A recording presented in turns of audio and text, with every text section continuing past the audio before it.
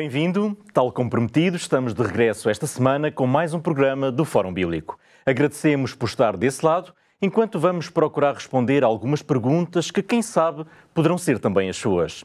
Este é um espaço privilegiado para responder às perguntas que nos são enviadas. E é precisamente por isso que não quero deixar de lhe dizer que, se tiver alguma dúvida ou uma questão sobre um tema específico da Bíblia, algo para o qual ainda não encontrou uma resposta clara ou que lhe pareça satisfatória, saiba que pode obter resposta aqui, enviando as suas perguntas para o nosso e-mail, que é programas@novotempo.pt, ou, se preferir, através de uma mensagem para o número 933 93 9291.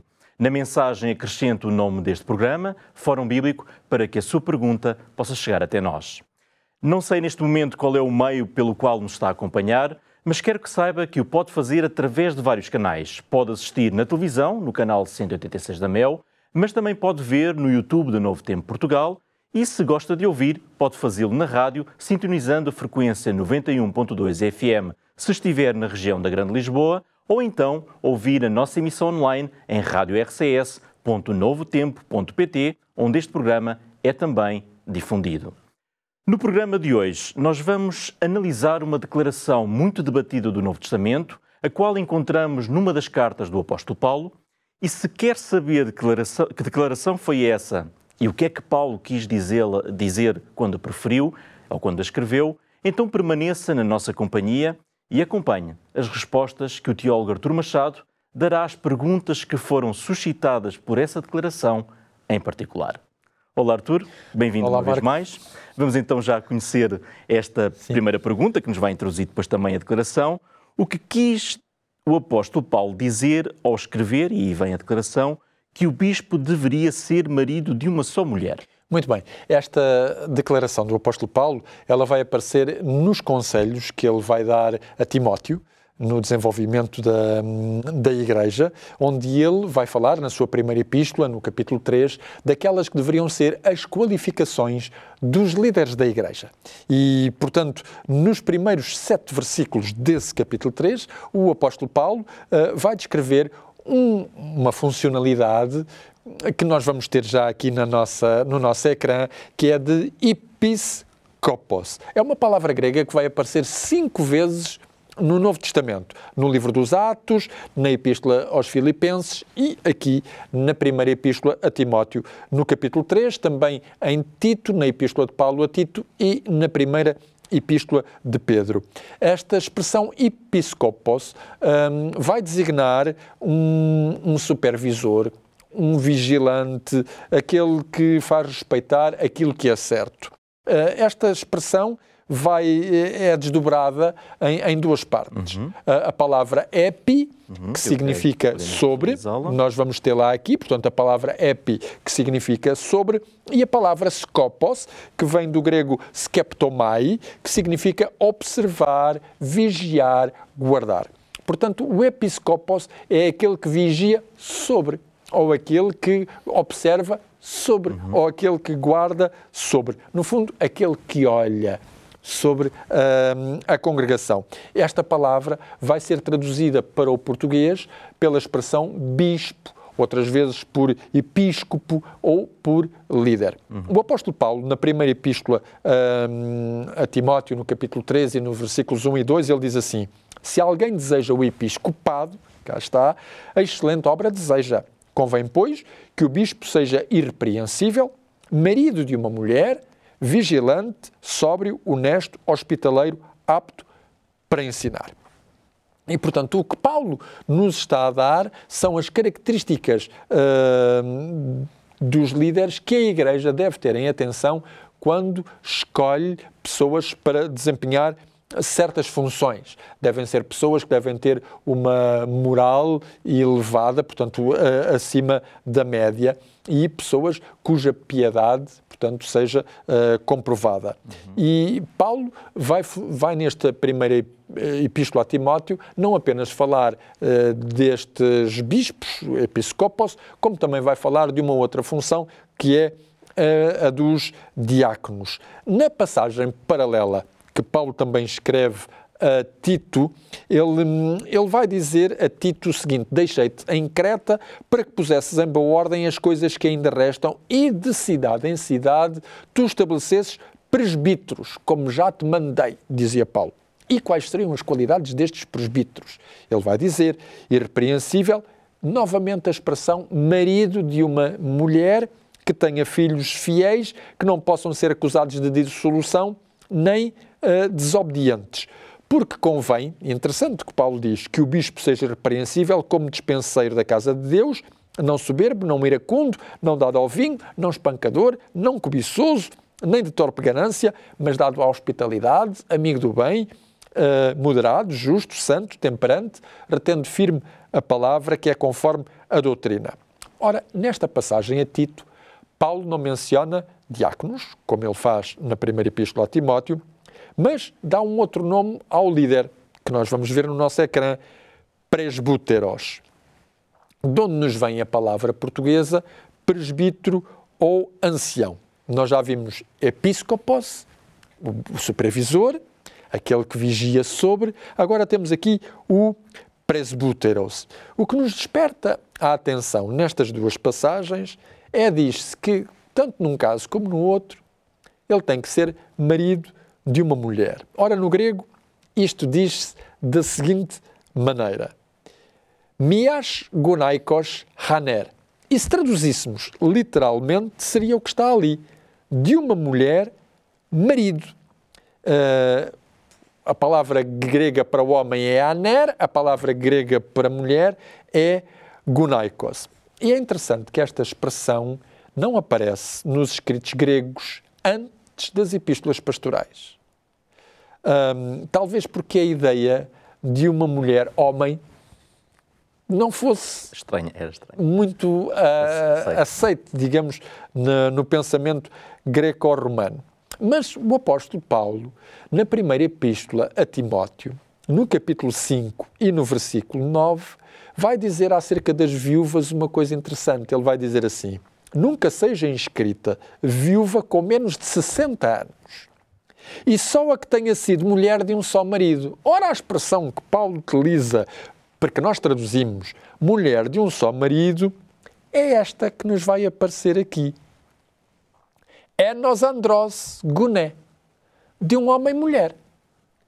Ou seja, a expressão é inversa ao que Paulo diz que devem de ser as características, uma das características morais do bispo ou também do presbítero. Quer esta frase mostre que a viúva ocupava uma posição de liderança semelhante à do ancião na igreja ou não, há especialistas que divergem. O que nos é certo aqui é que com esta expressão o apóstolo Paulo queria assegurar que também a viúva era, na verdade, alguém que tinha uma moral irrepreensível e que, provavelmente, no tempo da Igreja, nos inícios da Igreja, ela teria um papel relevante, portanto, da Igreja. Agora, o que é interessante é que nós precisamos de perceber o que é que Paulo queria dizer com a tal expressão marido de uma só mulher. A tal expressão que ele indicava quer a Timóteo, quer a Tito. Ora, os especialistas pronunciaram-se realmente sobre esta possibilidade. E uma primeira possibilidade, de acordo com os especialistas... Que, aliás, era a segunda pergunta que nós tínhamos para colocar, que era exatamente o que é que significa. Eu vou até pedir para mostrá-la aqui no ecrã. Portanto, e que é aquilo que o Artur agora vai apresentar. O que é que significa o bispo ser marido de uma só mulher. Peço desculpa, e a primeira possibilidade que estava a introduzir. Então podemos ver a seguir, eu penso que ela está também no nosso ecrã, para visualizar. Uma primeira possibilidade é que, com esta frase, marido de uma só mulher, Paulo esteja a dizer que o tal supervisor, aquele que deve ter ao seu cuidado a congregação, não deve ser solteiro. Dizem alguns especialistas. Ele não pode ser, portanto, solteiro. Mas esta opinião, por estes especialistas, não leva em consideração que o apóstolo Paulo colocou ali uma palavrinha grega, que é a palavra mias, que significa um. E o oposto de um não é nenhum. Ora bem, Paulo, nós sabemos que nesta altura ele seria solteiro. Teria sido casado, a esposa teria morrido, tê-lo-ia abandonado, nós não sabemos. Mas sabemos que ele sugeriu, em várias das suas epístolas, que as pessoas solteiras poderiam ministrar, poderiam servir na igreja ao mesmo título que as pessoas que eram casadas. Paulo vai dizer isto, por exemplo, na primeira epístola aos Coríntios, no capítulo 7, nos assumindo posições de liderança, não é? E 8, sim, assumindo posições de liderança, podendo ser diáconos, podendo ser presbíteros ou episcopos. Ele vai dizer isso, portanto, na primeira epístola aos Coríntios, no capítulo 7, versículos 7 e 8, e nos versículos 25 a 38. É interessante também constatar que Jesus dizia que algumas pessoas se tinham tornado eunucos. Ele diz isso em Mateus capítulo 19, versículo 12, por causa do reino dos céus. Jesus diz isto em Mateus capítulo 19, versículo 12. E uma vez que Paulo, em 1 Timóteo, como nós vimos ainda há pouco, no capítulo 5 e no versículo 9, vai dizer que a viúva também deveria ser, portanto, tida em consideração para efeitos do ministério na igreja. Ora, ele teria que dizer que a viúva não poderia ser solteira, o que é um contrassenso. Porque se ela é viúva, ela está só. Ela não deveria estar acompanhada. Aliás, o apóstolo Paulo vai muitas vezes chamar a atenção para este pormenor a Timóteo. Considera as viúvas que verdadeiramente são viúvas, isto é, aquelas que têm uma vida moral íntegra, aquelas que, na verdade, não comprometem com ligações sexuais aqui e acolá, ou com relações sexuais aqui e acolá, o seu próprio estatuto, que não levam uma vida imoral. Portanto, Paulo tem esse cuidado de chamar a atenção dos... que devem ser de Timóteo e também de Tito. E logo nós podemos perceber por analogia que esta primeira tentativa de explicação, marido de uma só mulher, dizendo que, afinal de contas, ele deveria ser solteiro, não condiz com aquilo que o apóstolo Paulo estaria realmente a pensar.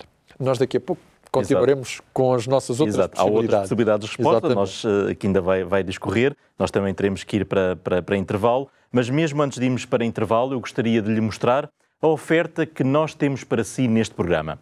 Trata-se do guia de estudo da Bíblia intitulado Evidências, que foi elaborado pelo Dr. Rodrigo Silva, e este guia responde a 14 questões fundamentais, também parte de perguntas, como aqui no nosso programa, e que o vão ajudar a entender de onde viemos, por que estamos aqui e para onde vamos, entre outros temas que são centrais para uma vida com propósito. Se quiser receber este material em sua casa, o processo é muito simples. Pode enviar, a partir deste momento, uma mensagem para o número 933-939291, pedindo o seu exemplar, e a nossa equipa terá todo o gosto em enviar gratuitamente para a sua casa este guia, um igualzinho ao que eu tenho aqui nas minhas mãos. Nós ficamos, por isso, desde já a aguardar a sua mensagem, não hesite e envie para nós. Chegou agora o momento de avançarmos para um curto intervalo. Continuo por aí para assistir à segunda parte e conhecer a continuação da resposta que está a ser dada à pergunta, o que significa esta declaração de Paulo. Até já. TV Novo Tempo, o canal da Bíblia, o canal da Esperança. Estamos de volta para a segunda parte do programa Fórum Bíblico. Obrigado por continuar connosco. Se chegou apenas agora, fica a saber que estamos a responder, com o apoio do nosso convidado residente, o teólogo Artur Machado, à segunda pergunta deste fórum. Neste programa nós queremos receber as suas perguntas sobre os mais variados tópicos e assuntos bíblicos e todas as semanas Cada programa tem por base as suas dúvidas, procurando trazer o melhor esclarecimento possível. Por isso, não hesite. Se tem em mente alguma pergunta, não adie. Envie agora mesmo por e-mail ou por telemóvel, como preferir. Anote o e-mail, é programas@novotempo.pt ou então o nosso número que já conhece muito bem, 933 93 92 91. Na primeira parte, o Artur começou a responder à segunda pergunta, que nós vamos recordar, e mesmo para aqueles que começaram a assistir ao programa para conhecerem qual é, o que significa dizer que o bispo deve ser marido de uma só mulher, portanto, que foi declarado por Paulo. Na primeira parte, o Artur já avançou uma primeira possibilidade de resposta e eu creio que há mais possibilidades de respostas senhor. que nos vai dar a conhecer neste momento. Uma primeira possibilidade foi dizer que o bispo não podia ser solteiro, o que é incompatível com o que Paulo escreveu, porque os solteiros poderiam ter ministério na Igreja. Segunda possibilidade, que é avançada pelos especialistas, é que Paulo está a dizer que o bispo não deve ser polígamo. Portanto, o marido de uma só mulher não deve ser polígamo. Mas isso equivaleria a dizer que os restantes cristãos podem sê-lo. O que também será, digamos, um contrassenso, porque a poligamia não era muito praticada fora da Palestina. Nós sabemos que Herodes teve 9 mulheres, é um facto. E sabemos que algumas passagens da Mishnah pressupunham a poligamia, mas nós não encontramos vestígios de poligamia nos escritos do Novo Testamento. E, portanto, pensar nisso seria um erro, porque ela não era tolerada. A concubinagem, portanto, a união, aquilo que nós hoje chamamos união de facto, era tolerada no Império Greco-Romano, mas a monogamia era a forma normal de união de duas pessoas. E, portanto, essa segunda possibilidade, dizer que Paulo estaria a dizer que o bispo não devia ser polígamo, não podemos ter aí um grande fundamento. Há uma terceira possibilidade. A terceira possibilidade é que os bispos não deviam ser divorciados. E, na verdade, seria de esperar que um líder religioso não fosse divorciado. A Bíblia claramente opõe-se ao divórcio, mas a verdade dos factos é que o divórcio também era comum no primeiro século na sociedade romana, e temos que concordar que, apesar da Bíblia se opor ao divórcio, ela não diz que ele não possa existir. O próprio Jesus Cristo diz que às vezes há circunstâncias que podem levar ao divórcio, e o apóstolo Paulo vai mostrar isso também na primeira epístola aos Coríntios, no capítulo 7 e no versículo 15. A própria Mishnah, no tratado Gittin 9.3, diz assim: que este seja da minha parte o seu mandato de divórcio, carta de demissão, escritura de libertação, para que possa casar com quem quiser. E, portanto, como o resto das qualificações do ancião ou do bispo são de natureza espiritual, e isso não significa que ele não tivesse tido um divórcio anterior. E dificilmente isso poderia ser visado na perspectiva, portanto, do apóstolo Paulo. Logo, também não podemos aceitar muito bem essa terceira possibilidade. Teremos que avançar para uma quarta possibilidade. Há uma quarta possibilidade que pode ser avançada e que diz: uma quarta possibilidade de interpretação assinala que o bispo não se poderia casar outra vez depois de ter ficado viúvo. Aparentemente, isto está em consonância com uma determinada prática do Antigo Testamento, a qual não permitia a um sacerdote casar com uma viúva.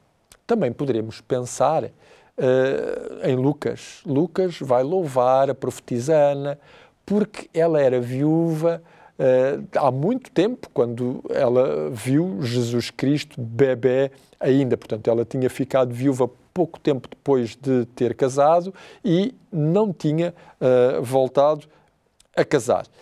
Há uma ideia do apóstolo Paulo, que aparece em 1 Coríntios, capítulo 7, versículo 8, em que ele diz assim: aos solteiros e às viúvas digo que é bom que permaneçam solteiros como eu.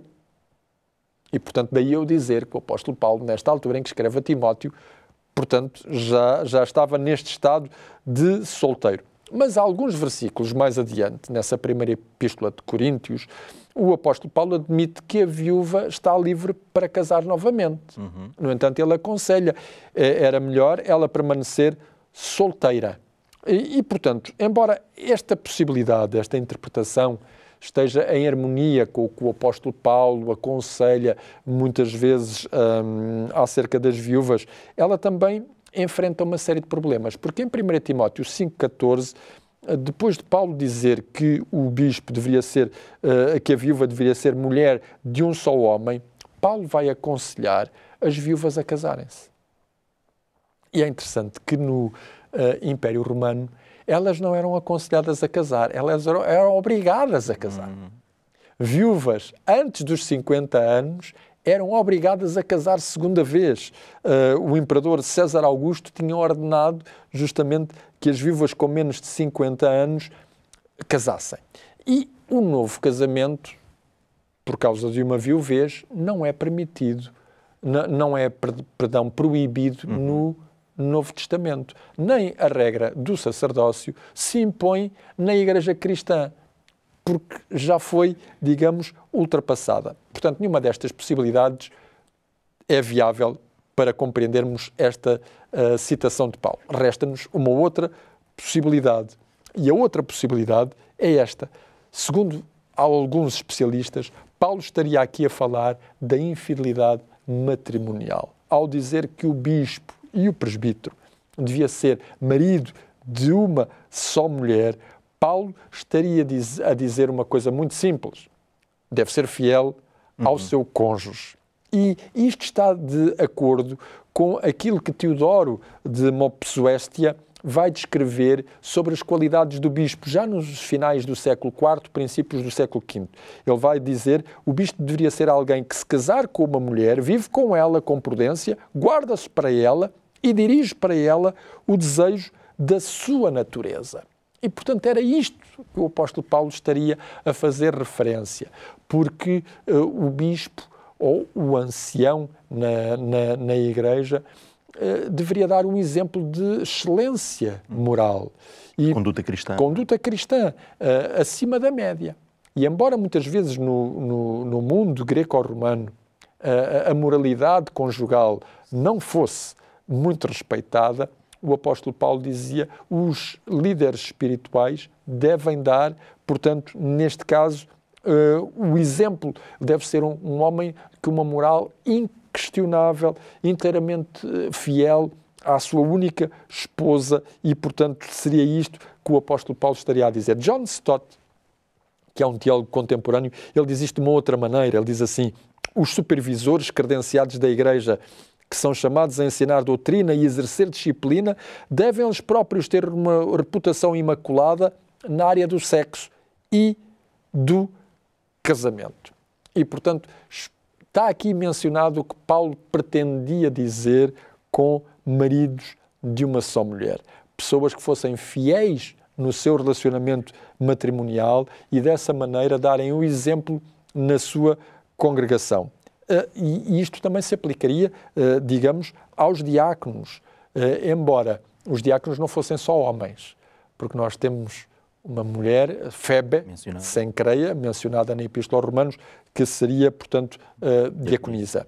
O que podemos concluir, portanto, é que Paulo pretendia realmente, com esta afirmação, assegurar que os líderes da Igreja, fossem eles homens, fossem eles mulheres, deveriam de ser fiéis ao seu cônjuge, enquanto o vínculo matrimonial permanecesse em vigor. E este era o conselho do apóstolo Paulo. Muito bem. Muito obrigado, Artur, porque apesar do tempo limitado que temos sempre nos nossos programas, conseguiu de uma forma tão simples e tão elucidativa explicar qual a interpretação correta que deve ser dada a esta expressão de Paulo. Nós estamos mesmo quase a terminar o nosso Fórum Bíblico de hoje, mas antes de terminarmos, eu gostaria de voltar a lembrar-lhe a oferta especial que temos para si neste programa. É o Guia de Estudo da Bíblia, Evidências. Hoje nós falamos aqui no programa sobre líderes da Igreja e é curioso que a última lição deste guia, exatamente a que está no fim, a lição número 14, ela tem por título a questão Quem precisa da Igreja? Na secção dessa lição com o subtítulo Afinal, quem precisa de Igreja, o autor, o Dr. Rodrigo Silva, escreve que Jesus não ia à Igreja porque os líderes o convocavam, mas por entender que essa era a vontade de Deus. A leitura e o estudo deste manual vão seguramente ajudá-lo a conhecer qual é a vontade de Deus para a sua vida. Por isso, não perca esta oportunidade, peça já o seu exemplar sem qualquer custo, enviando-nos uma mensagem para o número 933 93 92 91. Envie-nos também as suas perguntas para o mesmo número ou, se preferir, pode enviar por e-mail, o qual é muito fácil de memorizar, programas@novotempo.pt. Seja no canal 186 da Mel, no YouTube da Novo Tempo ou então na Rádio RCS na frequência 91.2 FM na região da Grande Lisboa, o Fórum Bíblico vai regressar já na próxima semana com novas perguntas sobre as verdades e os ensinos contidos neste livro milenar que é a Bíblia Sagrada. E porque no Fórum Bíblico cada pergunta tem uma resposta, nós esperamos por si na próxima semana. Fique bem e até ao próximo programa.